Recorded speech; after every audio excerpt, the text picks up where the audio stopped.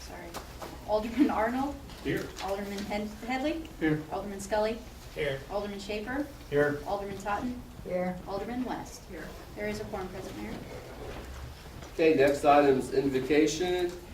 And we will have Alderman Totten lead us in that, followed by the Pledge of Allegiance from Alderman Scully.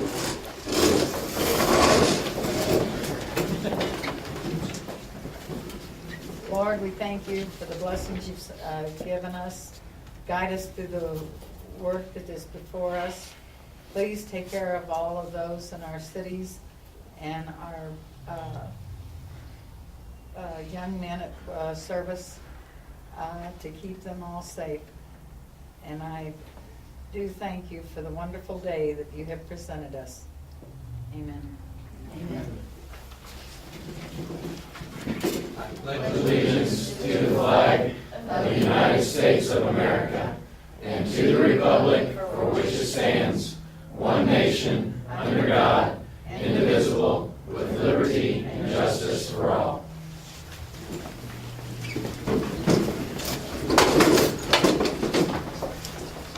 Okay, next on my agenda is the approval of the agenda. No changes. No changes, we'll move on to citizen participation. We ask citizens, try them to come for 2 minutes, and if they address the board, and we have no podium tonight, we're in a small room, you can probably just stand where you're at and address us. Do we have any citizens who wish to address the board this evening? Seeing none, move on to consent agenda. I move that we accept consent agenda. I have motion by Alderman Scully to accept the consent agenda. Do I have a second? Second. Second, Alderman Totten. Any discussion on the consent agenda? Seeing none, all in favor, please say aye. Aye. All opposed, same sign. Next item is proclamations. We have one for Public Works Week. Would you like me to speak? Yes. Oh, I'm sorry. Yeah, Public Works Week is coming up. It's the week of the 15th. It's just a week that we take time to honor the people and the services that Public Works provides. We usually piggyback. Sorry. We usually piggyback our Public Works event onto it. But this year it's actually going to be later in the year because every year we literally, in the last 3 years, have had severe storms the same day as the event. So we put a lot of time and effort into planning that. So that's going to be coming later in the year. It's June 14th is actually when the Public Works event is from 5 to 7 over at Armstrong Park, and we'll make sure that we'll get several more reminders out there. I just found out yesterday that for the Public Works event that we've got Belfonte has given us 500 single servings of ice cream. So we're going to get over there early, take care of business, but it's going to be a really good event. So, and National Public Works Week is just kind of a moment for us to step back and realize that, you know, it's police officers, firefighters are typically in the spotlight, whether it's good or bad, and there's a lot that goes in behind the scenes to make everything work. Thank you. Next item is presentation. We have one for Missouri Peace Officers Foundation College Scholarship. Yep. Mayor, Board of Aldermen, with us tonight is Elise Jenkins. Elise is a Green Valley resident. Her father, Dale Jenkins, is a lieutenant with the Missouri State Highway Patrol. On behalf of the Missouri Peace Officers Association, she applied for and received an academic grant scholarship for $1,000. So as a representative of the Missouri Peace Officers Association and a member, I would like to present you with this $1,000 check. And we hope that goes towards some school efforts for you. She's going to Central Methodist, so I'm sure this is going to help her with some books and some other costs that are going to be coming down the road with that. And congratulations to you. Thank you. And if we can get...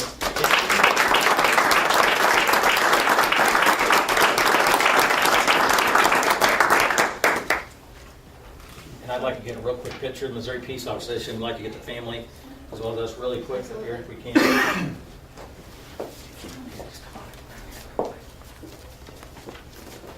They have a quarterly book magazine that they put out, and they like to get this in the magazine. unless you want to sign it over to me. Unless you're gonna pay for all. No, that. well. I'll give you guys a count of 3. 1, 2, 3. Take one more. 1. Well, the chief is gonna match it. Great. Okay. Hey, yeah. That's kind of what I was thinking. 1, 2, 3, Congratulations, Lisa. Good luck to you. Thank you. All right. And she does want to go to law enforcement. We're hoping they're going to talk her out of that. That's not going to happen, she said. Yeah. Thanks. Christine, take care. All right. And Christy's actually a former patrol as well. So. Okay. Having no public hearings, previous business, or new business, then we'll move on to ordinances.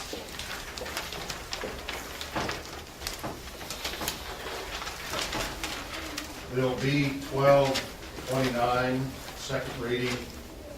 Will be ordinance 2228, an ordinance authorizing the city administrator to enter into an agreement with State Bank of Missouri for banking service. Second reading, ordinance 2228. I move that we accept Bill B 12-29. Is that right? 12-29 for its second reading, making it ordinance number 2228. Motion by Alderman West to approve Bill 12-29 for its second reading, make an ordinance 2228. Do I have a second? Second. Second, Alderman Headley. Any discussion? Seeing none, all in favor, please say aye. Aye. All opposed, same sign. West, Yes? Schaefer, Yes. Headley, Yes. Arnold, Yes. Scully, Yes. Totten. Yes. Unanimous, 6-0. Bill B 12-30, second reading, will be ordinance 2229. An ordinance authorizing the city administrator to enter into an agreement with Missouri Highway and Transportation Commission for construction work zone enforcement. Second reading, ordinance 2229. I move that we make B 1230 into ordinance 2229 for its second reading. I have a motion by Alderman Totten to approve Bill 12-30 for its second reading, make an ordinance 2229. Do I have a second? Second. Second, Alderman Scully. Any discussion? Seeing none, all in favor, please say aye. Aye. All opposed, same sign. Arnold, Yes. Headley, Yes. Schaefer, Yes. Scully, Yes. Totten, Yes. West. Yes? Unanimous, 6-0. Bill B 12-31, second reading, ordinance 2230. An ordinance authorizing the city administrator to enter into an agreement with J. Love's Lawn and Landscaping LLC for abatement services. Second reading, ordinance 2230. I move that we accept bill number 12-31 for second reading and making that ordinance 2230. A motion by Alderman Scully to approve Bill 12-31 for its second reading, make an ordinance 2230. Do I have a second? Second. Second, Alderman Headley. Any discussion? Mayor, last meeting I was in opposition to this bill. After talking with staff a little bit more, was able to come up with some understanding that there were even beyond the $1.50 cost per mile for transporting debris to the landfill. There were additional costs there that was going to be over and above what the cost for disposing of the material at the landfill. So that information has changed my opinion on the bill. So the staff did a good job giving me the additional information needed to support this. Any additional discussion? Seeing none, all in favor, please say aye. Aye. All opposed, same sign. West, Yes? Totten, Yes. Scully, Yes. Schaefer, Yes. Headley, Yes. Arnold. Yes. 6-0. 841. Bill B 12-32. It'll be ordinance 2231, second reading, an ordinance authorizing the city administrator to purchase a 2012 International 7300 dump truck. Second reading, ordinance 2231. I move we accept bill number B1232 for a second reading and making that ordinance 2231. Motion from Alderman Scully to approve Bill 12-32 for its second reading, making ordinance 2231. Do I have a second? Second. Second, Alderman West. Any discussion?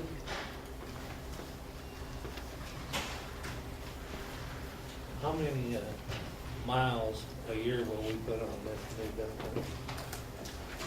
Certainly more than what we're gonna use, we're gonna put on another two.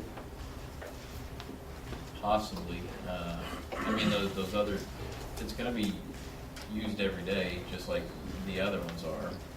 I don't know if I can say that it's gonna be, twice the miles from Scully, but it will be used more, just because we're gonna be able to haul materials with it.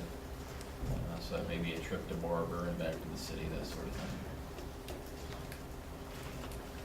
But those trucks out there, they definitely don't sit that much. The thing is that, we may drive 1 mile to a job site and the truck sits there most of the day, and then it's 1 mile back to the shop, so they don't see a tremendous amount of mileage. The hours is what puts the wear and tear on a vehicle. But as you stated, this will have a 15-year useful life Yes, ma'am. versus what the current one has. That includes the next snowstorm you get. Absolutely. Back to Alderman Scully's question, won't you save by not making so many trips with this will have a bigger salt spreader, right? Yeah, it'll have a larger salt spreader, so we can cut back on the trips. Typically, with the size salt spreader that we have on the 450s, we would have to make 3 passes to get the entire road. The spreader's never really been the problem up to this point, though, because the blade wasn't wide enough. So with an 8-foot blade, you have to make 1 pass down, you have to come back the other direction, and then you have to clear this intersection. So, in theory, it'll be 2/3 of the trips that we make. We have 62 miles in town, so we'll only be hitting those roads 2/3 as much as we did before to go through the route completely. So when they're doing smaller passes, they're actually using more salt then. Yeah, that's what. So it's also going to cut down on your salt. And we also have to, the quantity that we can fit in the spreader on the new truck, it holds about 3 times as much, so. it's Less a trips third back less to trips to the shop. Which means less mileage.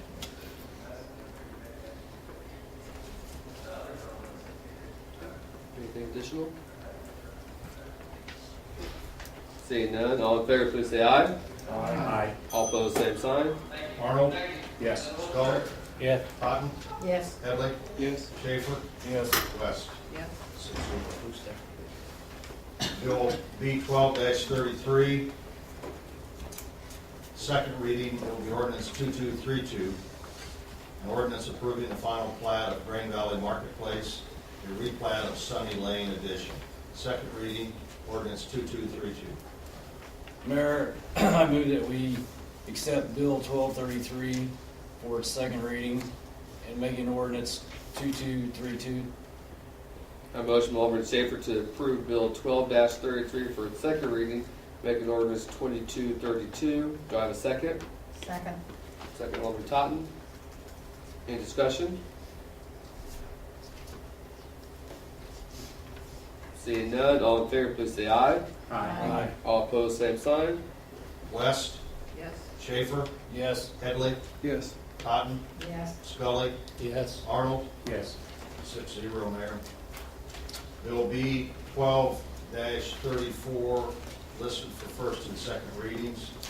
An ordinance authorizing the city administrator to enter into a 36-month lease agreement with Rico Americas Corporation for copier and printer equipment. First reading, Bill B 12-34.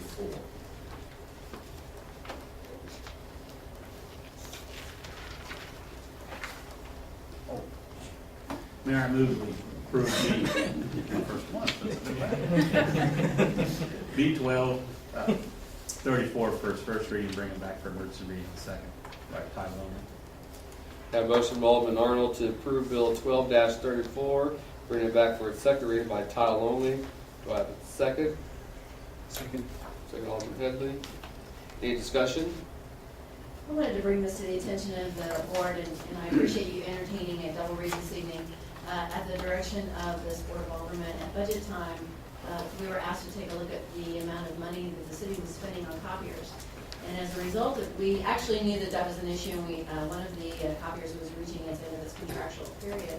So we looked at other providers, and I knew, and I was familiar with U.S. Communities and the contractual arrangement that they have to be able to lease their equipment. And so in looking at that, we wanted to look at not only replacing our copiers, but what was the need of all of our existing desktop printers.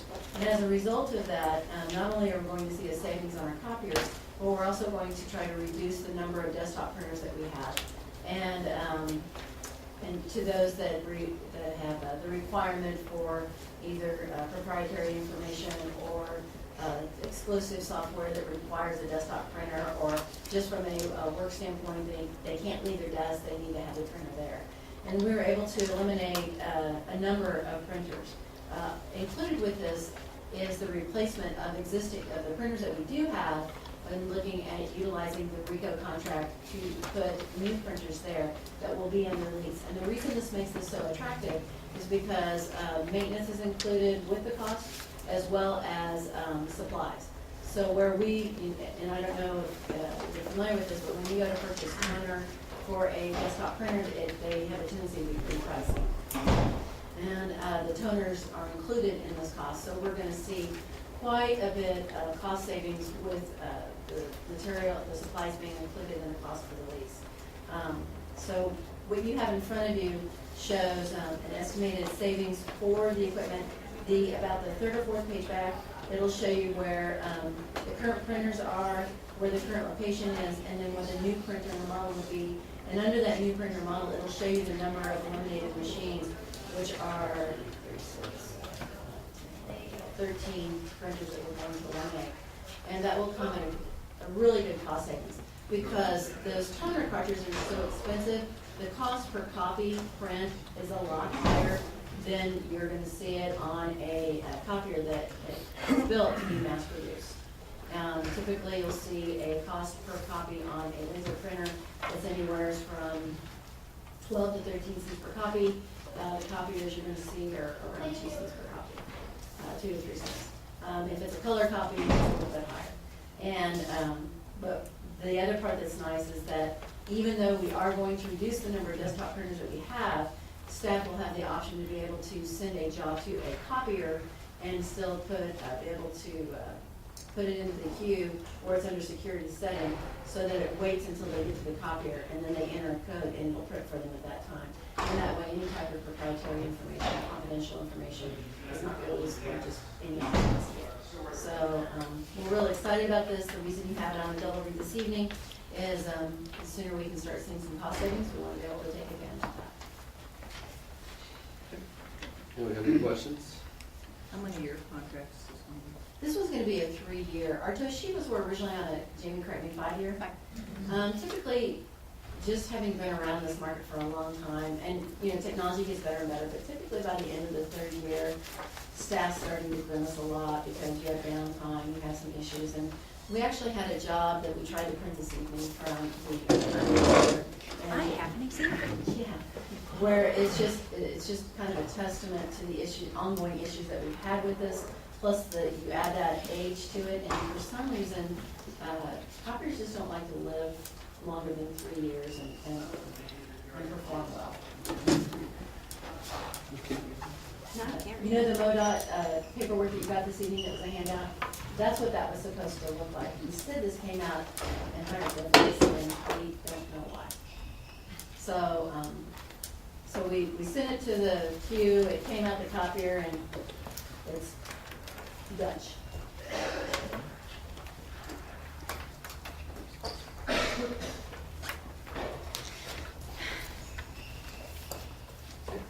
Anything else? My only final comment is I'd like to commend staff. Jamie and Cleland did a really good job on putting this together, as well as with the assistance of John Paul, our GIS IT representative from the city. And they did a really good job of putting this together.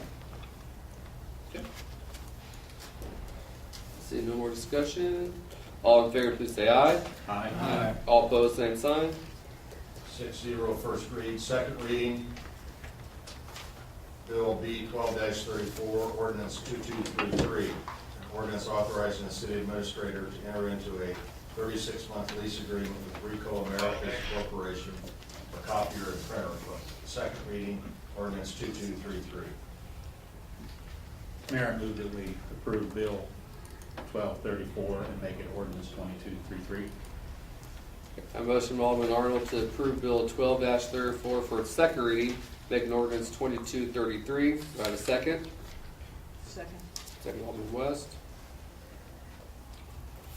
Any discussion? Seeing none, all in favor, please say aye. Aye. All opposed, same sign. Totten, Yes. Scully, Yes. Arnold, Yes. West, Yes. Schaefer, Yes. Headley. Yes. 6-0. Bill B 12-35, first reading, an ordinance authorizing and directing the issuance of taxable neighborhood improvement district limited general obligation temporary notes, Green Valley Marketplace Project, Series 2012 of the City of Green Valley, Missouri, and authorizing certain other documents and actions in connection therewith. First reading, Bill B 12-35. I move that we accept Bill B 12-35 for its first reading, bringing it back for its second reading by title only. A motion from Alderman West to approve Bill 12-35 for its first reading, bring it back by title only for its second reading. Do I have a second? Second. Second, Alderman Headley. Any discussion? This evening, we have Tom Calico with Springstead, who's our financial advisor, and he's here to give a brief overview of what these bid notes entail and what they will accomplish for the city. Thanks. Thanks, Tom. Mayor, good to be back with you again this evening. I'm going to assume that Joe Alver has you well versed in what neighborhood improvement districts are. And so unless it's said otherwise, I'm not going to go into great detail as to what a neighborhood improvement district is and how it works. Do you remember, I think Joe was back with you not too long ago, the third ordinance. Essentially, real quickly, just a summary, especially for those in the audience, a neighborhood improvement district essentially is a district that you create where essentially you can build public improvements, assess the cost of those public improvements to the property owners of the district. The steps the city's already gone through, well, backing up, this particular neighborhood improvement district is part of the Paul Marino Green Valley Marketplace redevelopment project number 2 project to go at the northeast corner of the interchange. The improvements will be both public improvements within the redevelopment area, as well as a contribution toward the interchange and other infrastructure improvements that will occur, the actual improvement of the interchange and the outer roads.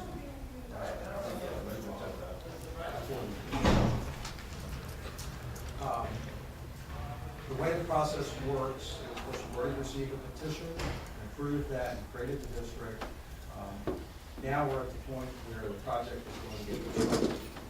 Okay, so the first step in that is to actually issue what are called neighborhood improvement district temporary notes. Divided as the name implies, essentially they're temporary. These would be 3-year temporary notes. You've probably heard in that extremely long title that these are taxable temporary notes. And normally, of course, when the city borrows money, it borrows tax exempt. So we might have a question, why are they taxable?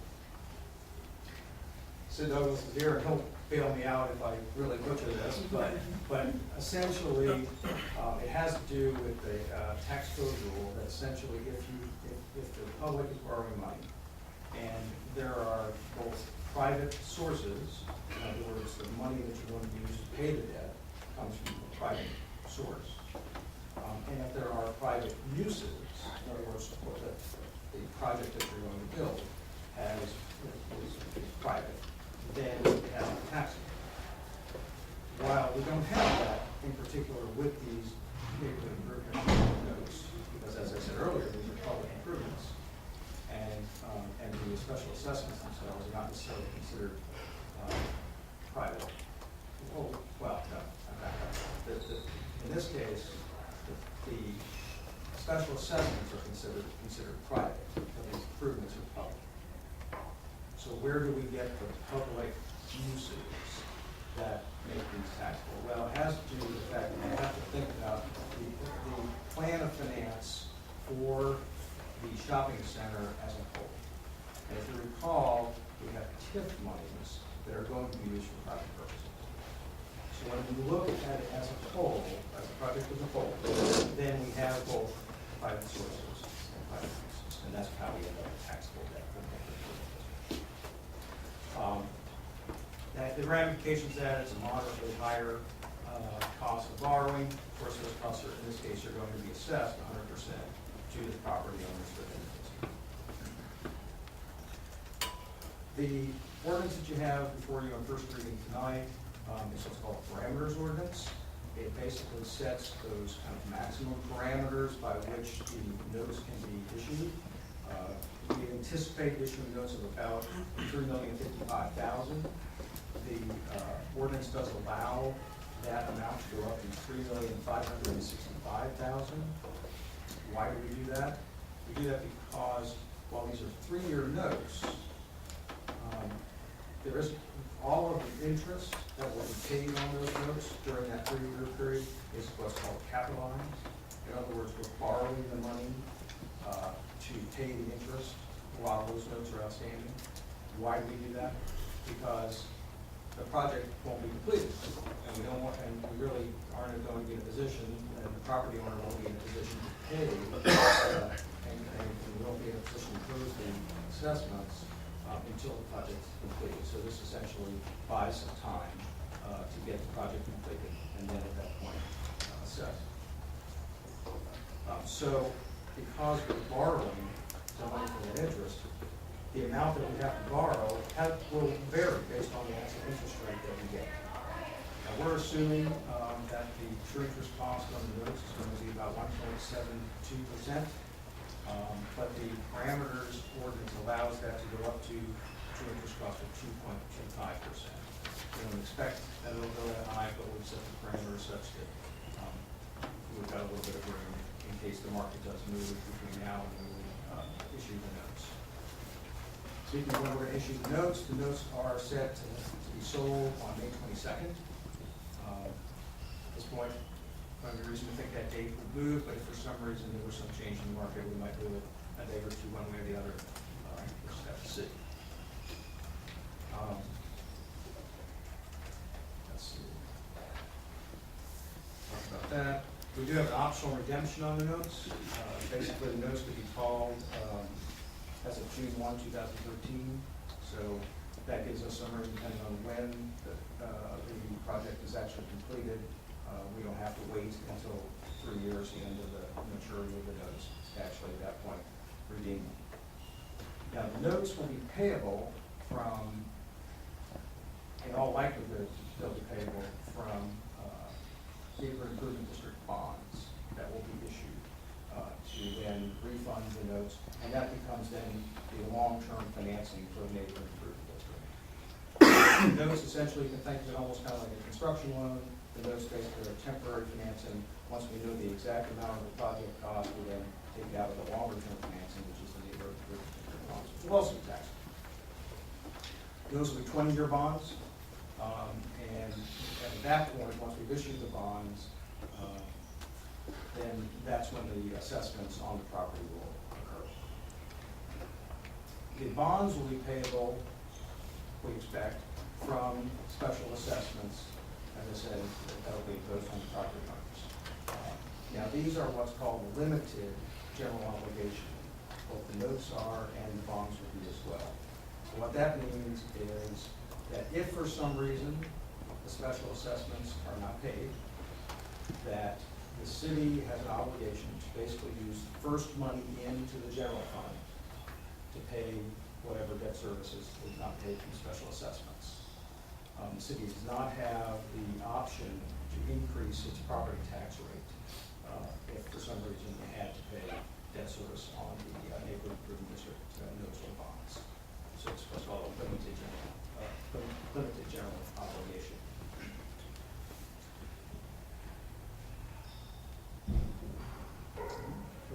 Piper Jaffray will be the underwriter. We will be pursuing a rating for the notes. In fact, we have a rating call tomorrow with Standard & Poor's. Expect that the rating will probably be what's called SP1, which is a short-term rating that Standard & Poor's issues. That's the second match rating. We'll know in a couple weeks what the actual rating will be. With that, I'd be happy to answer any questions. Anyone have anything? I've got a question if I may. Did you say this was covering relocation of Highway 4 also? Well, it will be there'll be a contribution from the proceeds of these notes towards the overall interchange improvement project, which includes the relocation of. Well, I didn't think we had signed in mid, and I thought all that business, all the property owners in that district had to signed off on it yet. I'm sorry. I'm over on our operators, and I didn't think we had signed off on it yet. And I thought all the property owners had to be part of it if they were going to stand the risk to it. The neighborhood improvement district, the property within the boundaries of the district can be assessed for improvements, but all the improvements do not have to be located within the boundaries of the district that's paying for the cost. So the redevelopment area project 2, which is where the NIT is, can agree to fund a portion of the cost for that, even though it's outside the boundaries, because it benefits the property. So as a property owner in surrounding areas around the interchange, you are correct, you're not part of the improvement district, and you won't be assessed for those costs.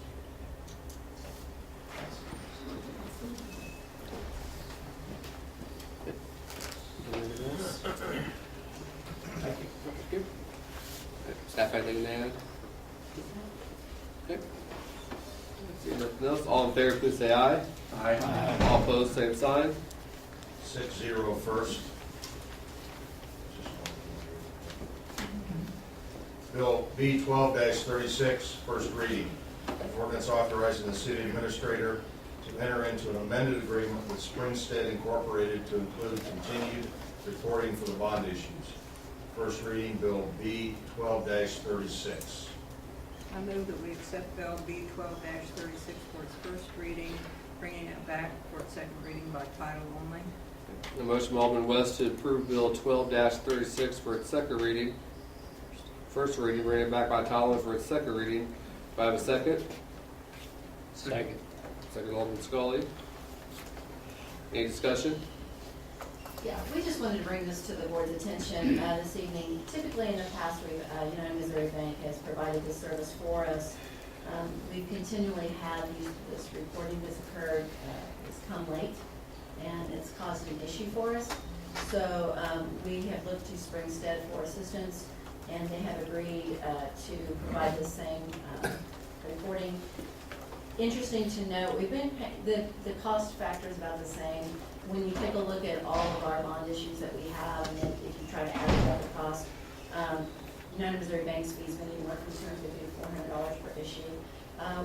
Right now, when we look at the fee structure and what's surrounded with Springstead, the cost is around $250, but depending on the reporting that they have to do, it can go to about that same amount, to that same range. What we're hoping to do is circumvent labor claim. And we've had a great relationship with Springstead, and we look forward to continuing that. I think that they'll really be beneficial in helping us with this report.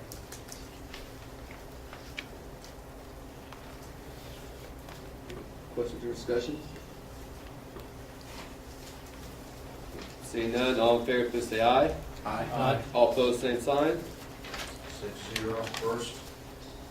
Bill B 12-37, an ordinance authorizing the mayor to enter into an agreement with the Missouri Department of Transportation for grants funding overtime for DWI enforcement and hazardous moving violations. First reading, Bill B 12-37. First reading, I would like to see B 137 brought back by title only for its first reading. A motion by Alderman Totten to accept Bill 1237 for its first reading, bring it back by title only for its second reading. Do I have a second? Second. Second, Alderman Scully. Any discussion? This is an ongoing grant that we receive. This is to allow us to reapply, receive the grant, and gives the mayor the authority to sign those documents. And it is a 100% funded grant. The city has no matching funds involved with this. It's a win-win. Any questions or discussion? Seeing none, all in favor, please say aye. Aye. All opposed, same sign. 6-0 first. Bill B 12-38, first reading. An ordinance authorizing the city administrator to purchase a 2012 Chevrolet Impala for the Green Valley Police Department. First reading, Bill B 12-38. I wish that we bring back Bill 12-38 by title only for its second reading. A motion, Alderman Totten to accept Bill 12-38 for its first reading, bring it back by title only for its second reading. Do I have a second? Second. Second, Alderman Headley. Any discussion? Also a win-win. Whose car is this? Whose car? Uh-huh. Actually, this is going to be replacing the Explorer that's currently with the detective. When talking with the detective that the car's going to be replacing, he would much prefer to take my Charger, which I'm totally fine with that, and I would probably end up taking this car, and which is also good too because the community's probably used to seeing me in a black Charger, and it's good to mix it up every now and then anyways. Keep them guessing again. One of the things that you'll notice, when we talked about this at budget time, and we were talking about a vehicle, we were trying to reduce the cost as much as possible. In order to reduce the cost, we looked at a vehicle that did not have a police package on it, because Aaron looked at it and said, you know what, I don't need a police package, I'm not out, I'm not doing. Nor do the any detectives business need a police package. Right. They're So- administrative vehicles. Right, so he said, let's take a look at an administrative vehicle, this is something that we can utilize. We can, something that's a little bit smaller, he said we can go back and forth, somewhat cascade the vehicle, because this Explorer is probably gonna end up going to surplus because of its ongoing history of being down. For example, right now, correct me if I'm wrong, Ryan, isn't there something wrong with the vehicle now? It requires. The transmission and the rear bearings are shot. Yeah, so, and this is we've already replaced its transmission once, it's done. Which is out of warranty. Right, so, when we looked at that, we tried to do that, a little bigger vehicle is the Charger, so Right. we're looking at, the detective unit utilizing the Charger, and then Aaron, who sometimes, you typically will see the vehicle here, but when he needs the use of a vehicle, he'd have one here for his. I've had that Charger for 4 years now. It's got 24,000 miles on it. Yeah. So I don't drive it that often. Mhm. And Alexa makes a great point with the Charger. The detectives do carry a lot of equipment in their trunks. They have a big tote that carries all kinds of stuff for being on call, so they can arrive on the scene. They don't have to come back to the police station to gather things that they may need when they're on call, and they get called out frequently. So the Charger trunk space is very adequate for what he would want to utilize it for and need. It's very acceptable to him. I know they use a lot of stuff because that's like when you have a person that passes in their home. They have to go and they have to do a lot of different things and wait for and I've seen that. And that Explorer is a 2004, it is on 75,000 miles on the motor part of it. Transmission is 4 years old almost now. Based on the mileage averaging that we've been driving that vehicle, it's going to have close to probably 85, maybe pushing even 90 by the end of this year. So that's a concern. And we just don't want it to become a money pit. And if we can get a little on it right now, I think a Blue Book's out at about 55. So I don't know that we're going to get 55 for that vehicle, but we'll try. I doubt it. That's a Blue Book in fair condition. So without putting the police package on it, you're actually gonna save money. Yeah.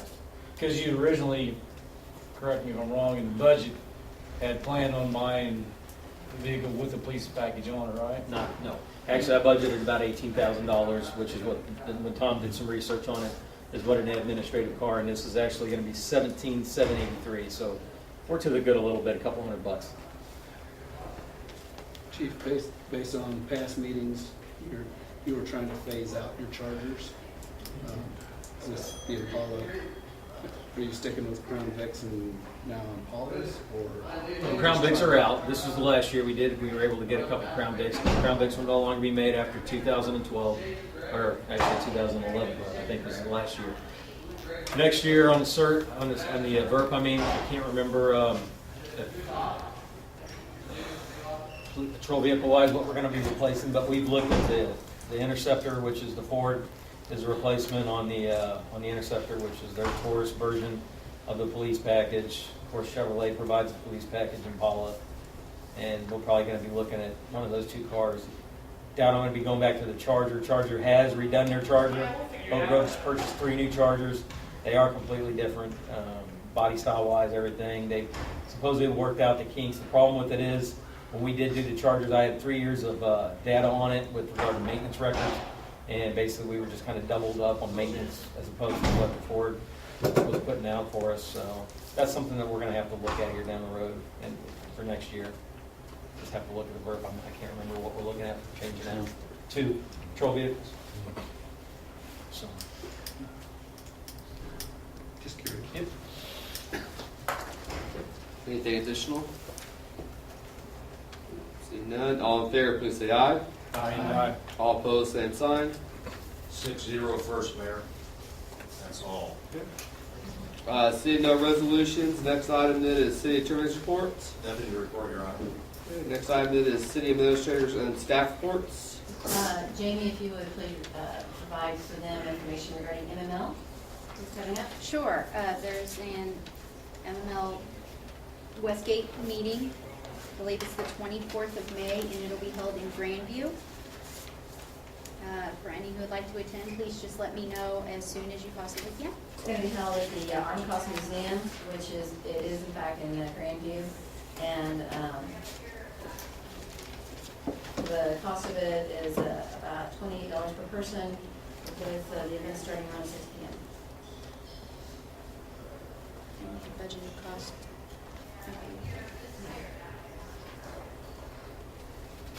Definitely need to let Jamie know, because if enough of you attend, we'll need to post it. Yep. Other item, Aaron?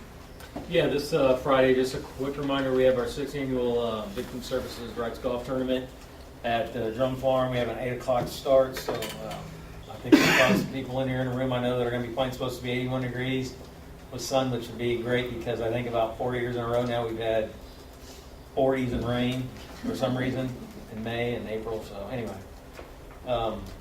we'll see what happens.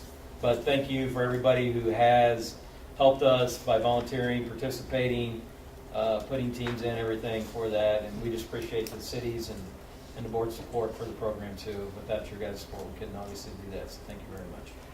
Also wanted to provide a brief update on the community shred. Yep.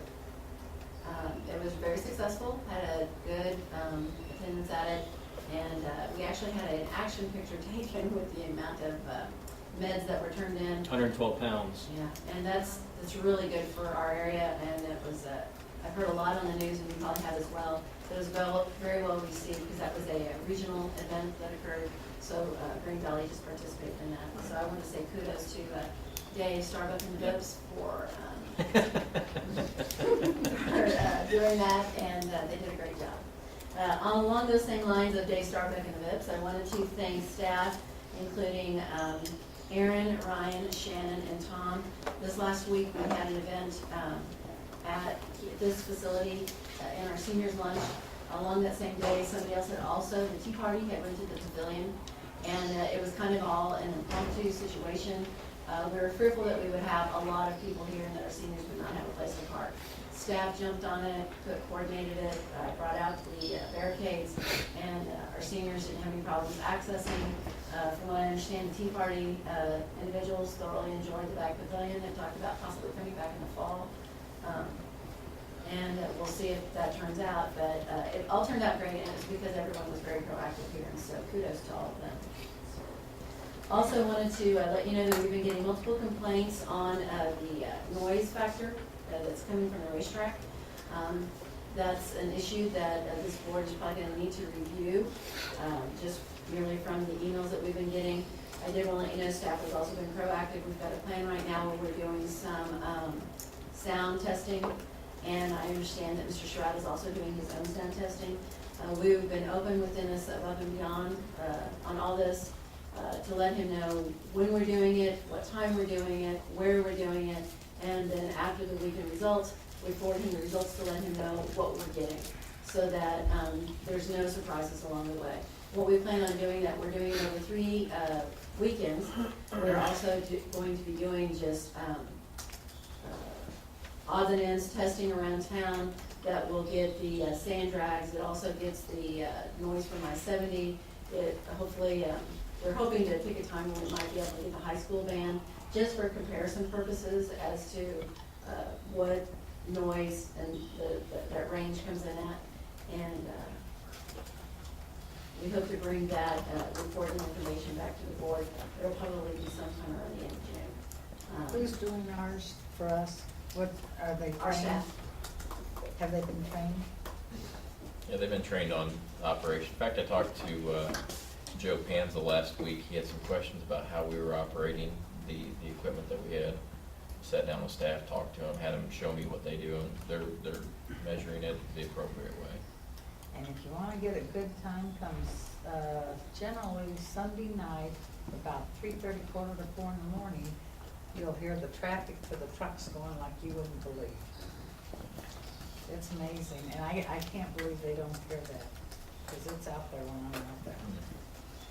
The last thing that I have for the board this evening is possible dates in June for our board workshop and retreat. We've had that in October in the past. What we'd like to do is be able to move that up a little bit. We've had, our new board is now in place. I'd like to pick a Friday, Saturday event when all of you will be available. And also we're looking at bringing Mr. Unlock back, who did our workshop last year. Everyone seemed to like that process very well, and continue with that. I will let you know that the department heads and I have met to pull together the strategic planning and the goals that we did before, and provide you with an update on that. And I should have something for you at our first meeting in June. And we'll be getting with you for those possible dates, and that's all I have this evening. Next up is the Board of Aldermen reports and comments. Alderman Arnold. Nothing at this time. Alderman West. Nothing at this time, Mayor. Alderman Headley. Nothing this time. Alderman Scully. Last meeting I asked about, we have that extra meeting to do the resolutions, asked if anybody had any problems with any dates, and asked if we could try to get a date picked so we could get it going forward.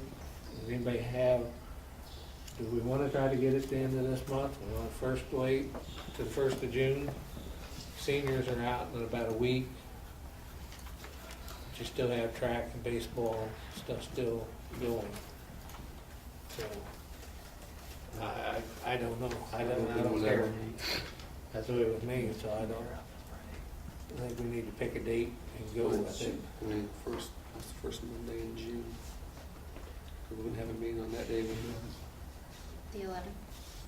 I'm being told. June 4th is the first Fourth. Monday. Our meeting is the 11th. Yeah, we could do the first Monday in June, right? The 4th. Well, is there court that night? There is court that night. My suggestion, not that this facility isn't wonderful, Shannon, but my suggestion to the board is that if we have a conflict and we need to move our meetings, my suggestion to this board would be to select a different night. I believe that your meetings from here on out should probably be in the council chamber. So you might want to look at an alternate night to Monday evening. I don't, that's fine with me. I'm fine. Tuesday night? Tuesday the 5th? Tuesday night the 5th. I'm good. I'm Yep. good. I won't be here. You can do it. Well, we'll shoot for Tuesday the 5th. You also have Tuesday the 12th, or some other day that week. Are you going to be on all that week? Could do that next week, if you'd like, Alderman Headley. If we just keep going and going in June, I'm afraid we're gonna start losing. Yeah. People going on vacation. Or is there something what about that last week of May? I mean, Last week in May is Memorial Day week. We come in Tuesday after. how about the Tuesday after Memorial Day? What about the Tuesday after next week?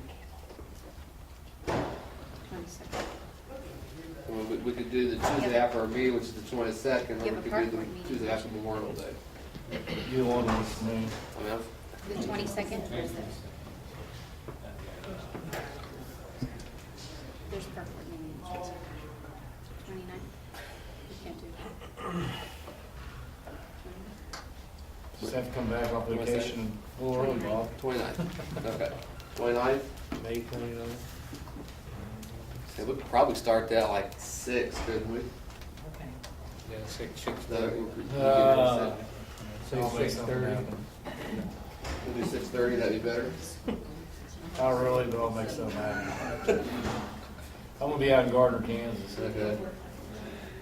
We'll try Well, we go 6:30. back to 7. That would help me, 7. 7's fine. Yeah. All right. Okay, does everybody agree that the Alderman will pick up the tab for refreshments? Yeah, that's fine, man.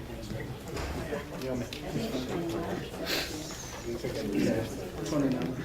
Okay, so Tuesday, May 29th, 7 o'clock. That changed it to 7. I didn't hear that. And we'll, I will take up a collection on the 21st for refreshments, That's fine. and then we'll take care of that. I prefer bonbons. Let me pick up a collection first, now. Okay. Who's your contact at the ice cream place? Yeah, that's. And we'll have an, yeah. Is that before their meeting? Put it in the freezer. Yeah, we'll get the ice cream that early. I don't think they trust me with it for a week before our event. You'll get us a number, kind of how many we're expecting, that way we know how much to get. Yeah. Okay. We know. Okay.